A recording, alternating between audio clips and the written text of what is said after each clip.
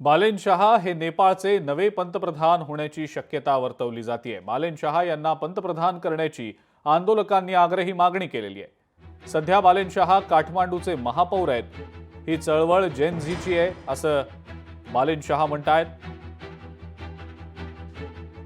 पंतप्रधान के.पी. शर्मा ओली यांनी ज्यावेळेला आपल्या पदाचा राजीनामा दिला त्यावेळेला मारेकऱ्यांचा राजीनामा आला अशा शब्दात मालेन शहा यांनी त्यावर टीका केलेली आहे। मालेन शहा यांचा परिचय नेमका काय आपण पाहूया।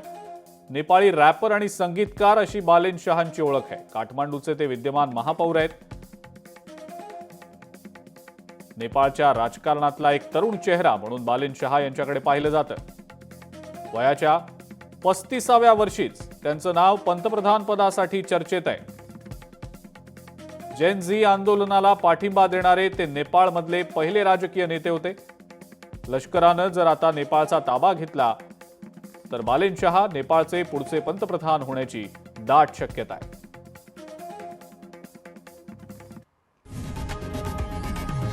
लोकशाही मराठी ऐका, पहा, जागरूक रहा।